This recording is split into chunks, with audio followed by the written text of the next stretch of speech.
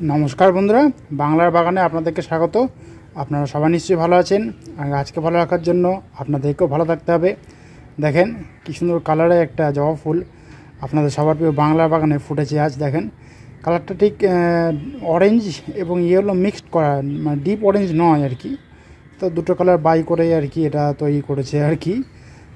तो देखते किन्तु बेश दुर्दान्त लागे। এটা আসলে মানে পুনে ভ্যারাইটির জবা ফুল, আপনারা দেখে নিশ্চয়ই বুঝতে পারছেন। তো দেখতে কিন্তু দুর্দান্ত লাগছে। আর এই গাছে মোটামুটি প্রায় ভালোই ফুল ফোটে, দুই একটি করে আমি প্রায় একদিন বাদে বাদে বা অনেক সময় প্রত্যেক দিনই আর কি দেয়। তো ফুলটা দেখতে খুব সুন্দর লাগে বলেই আমি নার্সারি থেকে সংগ্রহ করেছিলাম এই গাছটিকে। দেখেন মাঝখানে যে লাল রঙটি রয়েছে সেটি দেখতে খুব সুন্দর, ডিপ রেড ওটা। আর পাপড়ির চারিদিকে দেখেন মানে সাদা রঙের ডোরা কাটা দাগ আছে, এই জন্য দেখতে আরও সুন্দর লাগছে। তো সকালে যেহেতু বৃষ্টি হয়েছে পাপড়ির উপরে জল দাঁড়িয়ে আছে। তো আপনাদের বাড়িতেও নিশ্চয়ই এরকম পুনে ভ্যারাইটি বা ব্যাঙ্গালোর ভ্যারাইটি জবা ফুল আপনারা লাগিয়েছেন। এই গাছকে বর্ষার সময় কীভাবে পরিচর্যা করবেন না করবেন আপনারা সমস্ত ভিডিও আমার চ্যানেলে পেয়ে যাবেন। তো আপনাদের কোনো আশা করি আপনাদের কোনো অসুবিধা হবে না। টাইটেল আর থাম্বনেল দেখে আপনারা নিশ্চয়ই বুঝতে পেরেছেন যে আমি আজ আপনাদের সঙ্গে কী বিষয় নিয়ে আলোচনা করতে চলেছি। তাহলে চলুন সে আলোচনার বিষয়ের দিকে তাহলে এবার যাওয়া যাক।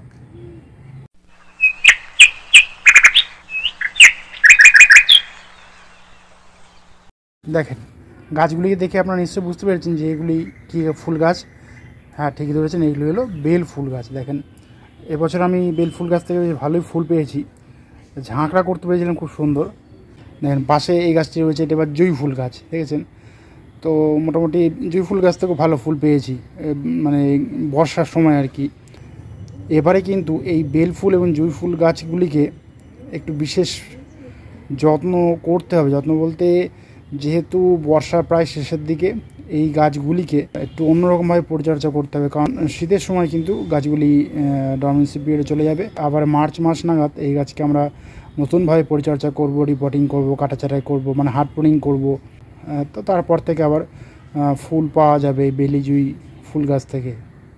তো এখন যেহেতু এর সময় শেষ হয়ে গেছে, মানে ফুল দেওয়ার সময় আর কি, তো এখন কিন্তু ভালো ফুল এই গাছ থেকে পাওয়া যাবে না। আর যারা এই গাছ এখনও সংগ্রহ করতে চাইছেন তারা সংগ্রহ করতে পারেন, অসুবিধা নেই। খুব শীঘ্রই কিন্তু সংগ্রহ করুন, কারণ ঠান্ডা বা শীত পড়ে গেলে কিন্তু এই গাছ ভালো মানে স্বাস্থ্যবান দেখে চারা আপনারা নার্সারিতে পাবেন না, কারণ শীতকালে পুরো ডরমেন্সিতে থাকে।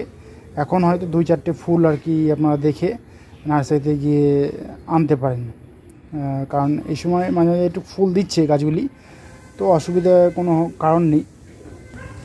কয়েকটি বিশেষ কাজ আমাদেরকে এই বেলি জুঁই ফুল গাছগুলিতে এখন করতে হবে, কারণ এই সময় কাজগুলি না করলে গাছ পুরো একদম থমকে দাঁড়াবে। যে কাজগুলি এখন আমাদেরকে করতে হবে সেই কাজগুলির মধ্যে প্রথম কাজটি হলো, তো ওপেন জায়গাতে প্রথমে রাখতেই হবে যাতে সানলাইটটা ভালো পায় আর কি, কারণ সানলাইট না পেলে কিন্তু গাছ ভালো থাকবে না, মানে সুস্থ রাখা যাবে না সানলাইট না পেলে এই গাছকে। সেটা বলছি ওপেন সানলাইটে কিন্তু এই গাছটিকে এখন রাখবেন বর্তমানে। সানলাইট পেলে গাছ বেশ সুস্থ থাকবে। দ্বিতীয় যে কাজটি করবেন, মাটির অবস্থা বুঝে কিন্তু আপনার জল দেবেন। মাটি যদি ভিজে থাকে আর কি তাহলে কিন্তু জল দেবেন না, মাটি শুকিয়ে যাবে যখন তখন জল দেবেন, কারণ মাটি ভিজেরত অবস্থায় জল দিলে কিন্তু গাছের শিকড় পচে যেতে পারে, এর ফলে ডাইব্যাক হয়ে গাছটি মারাও যেতে পারে।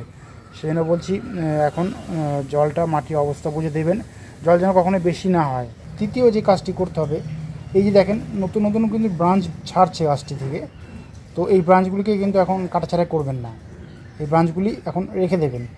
দেখা যাক শীতের সময় বেশ কেমন গ্রোথ আসে, তাহলে এই ডালগুলি তাহলে বৃদ্ধি পেয়ে ডালে পরিণত হয়ে যাবে। তো তখন সেই ডাল থেকে আমরা কাটাছাড়া করে নিতে পারবো, গাছটি একটা শেপ আনতে পারবো সুন্দরভাবে। এখন যেহেতু মানে শেপটা ভালো নেই আর কি, কারণ বর্ষার সময় কিন্তু কাটাছাটা আমিও করিনি, ভালোই ফুল পাচ্ছিলাম সেহেতু কাটাছাটা করিনি। আমি লাস্ট প্রুনিং করেছিলাম আগস্ট মাসের শেষের দিকে প্রায়, সেই জন্য কিন্তু এই নতুন ব্রাঞ্চটা বের হতে চলেছে। এই দেখেন এখানেও কিন্তু ব্রাঞ্চ বেরিয়েছে।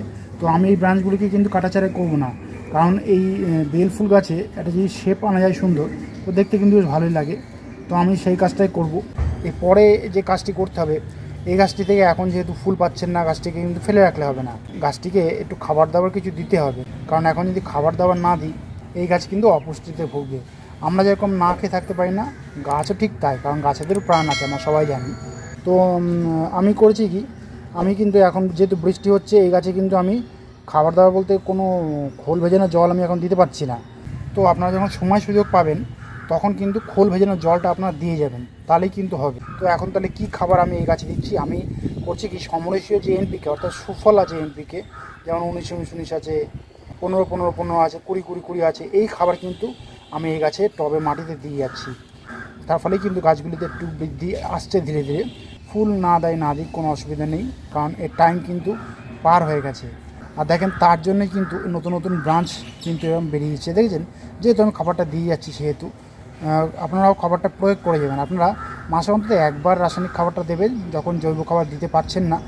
আর যখন শীতের সময় শুকনো ওয়েদার আসবে তখন কিন্তু খোল ভেজানো জলটা আপনারা 20 দিন অন্তর দিতেও পারেন বা মাসে একবারও প্রয়োগ করতে পারেন। তাহলে দেখবেন গাছের সমস্ত রকমের পুষ্টিমূল্য চাহিদা আর কি পূরণ করতে পারবে, অভুক্ত থাকবে না গাছটা আর কি। তো সেই জন্য আপনারা খাবারটা দিয়ে যাবেন মাসে একবার, তাহলেই হবে। অনেকে ভাবেন যে ফুল দিচ্ছে না তো ডরমেন্সি পিরিয়ডে চলে গেছে, তো এখন তারা কিছু খাবার দেবো না, আবার নতুন করে যখন সমস্ত কিছু কাজ শুরু করব তখন খাবার দেব। কিন্তু না, এই ভুল কাজটা করবেন না, খাবারটা দিয়ে যাবেন যাতে গাছের সমস্ত রকমের চাহিদা পূরণ হয়।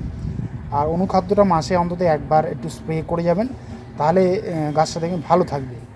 তো এই 3টে খাবার তো দিতেই হবে, খোল ভেজানো জলটা দিতে হবে সময় সুযোগ পেলে, সুফলাটা দিতে হবে এবং অনুখাদ্যটা স্প্রে করে দিতে হবে। 1 লিটার জলে 2 গ্রাম মতো ভালোভাবে মিশিয়ে নিয়ে আপনারা সমস্ত পুরো আর কি গাছটিকে A to Z স্নান করিয়ে দেবেন, তাহলে দেখবেন গাছটা মানে ভালো থাকবে, সুস্থ থাকবে, পাতাগুলো এরকম ঝাঁ চকচকে থাকবে। আমিও কিন্তু ঠিক তাই করছি এখন, যেহেতু আমি জানি ডরমেন্সি পিরিয়ডে চলে যাবে সেহেতু। আর শীতের সময় আপনারা যেরকম ধরেন তখন যে সমস্ত ফুল গাছে আপনারা ফাঙ্গিসাইড স্প্রে করবেন তখন এই গাছে একটু স্প্রে করে দিলেন, অসুবিধা নেই। তো তাতেই দেখবেন গাছ ভালো থাকবে, সুস্থ থাকবে, ফাঙ্গাসে কোনো অ্যাটাক এই গাছে কিন্তু হবে না। আর যারা এই গাছে চারা তৈরি করতে চাইছেন এই সময়, তারা কিন্তু এখনই চারা তৈরি করে নেবেন, কারণ এই বর্ষার সময়তে কিন্তু এই গাছের চারা তৈরি করা খুব সহজ হয় আর কি।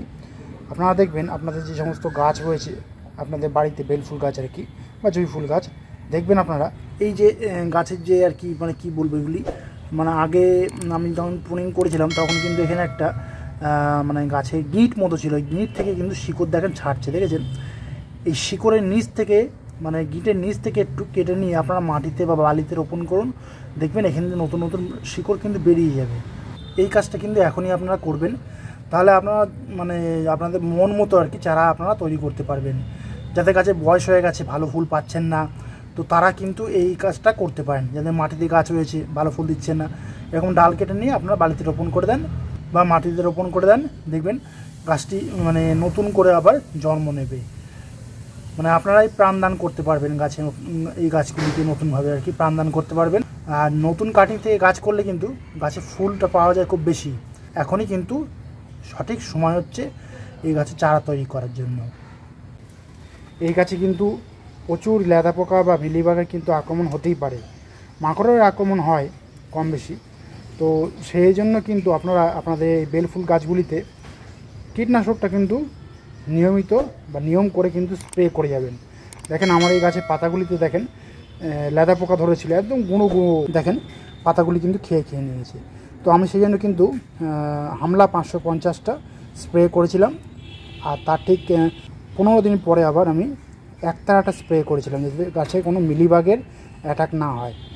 আর মাসে আমি একবার কাকাটা স্প্রে করি, যার ফলেই কিন্তু গাছটি বেশ গ্রোথ আসে খুব ভালো এবং নতুন ব্রাঞ্চ ছাড়ে। তো আপনারাও কিন্তু ঘুরিয়ে ফিরিয়ে কীটনাশকগুলিকে ব্যবহার করবেন। তো আমি আপনাদেরকে এই শীতের আগে বেল ফুল গাছগুলিতে যে সমস্ত কাজগুলি করতে বললাম সেই কাজগুলি কিন্তু আপনারা অবশ্যই করে ফেলুন, তাহলে দেখবেন আপনাদের গাছ আর কি খুব ভালো থাকবে এবং সুস্থ থাকবে। আবার যখন মার্চ মাস আসবে তখন এই গাছে নতুন যা করতে হয়, নতুনভাবে রিপোর্টিং করতে হবে, নতুনভাবে কাটাছাটাই মানে হার্ড প্রুনিং করতে হবে, সমস্ত কিছুই কিন্তু করতে হবে নতুনভাবে। তো আমিও সেই ভিডিওগুলি আপনাদের সঙ্গে শেয়ার করব, চিন্তার কোনো কারণ নেই। তো বন্ধুরা আজ এই পর্যন্তই। আর যদি কোনো কমেন্ট থাকে তাহলে কিন্তু বাংলার বাগানকে জানাতে ভুলবেন না, কারণ বাংলার বাগান সবসময় আপনাদের পাশে ছিল, আছে এবং থাকবে। আর আমার এই ভিডিওটি যদি আপনাদের ভালো লাগে তবে লাইক করবেন, গাছপ্রেমী বন্ধুদের মধ্যে শেয়ার করবেন এবং আমার চ্যানেলটিকে সাবস্ক্রাইব করে বেল আইকনটিকে প্রেস করে অল নোটিফিকেশনটিকে প্রেস করে রাখবেন, যাতে এই নিত্য নতুন ভিডিওগুলি আপনাদের কাছে খুব সহজেই পৌঁছে যেতে পারে।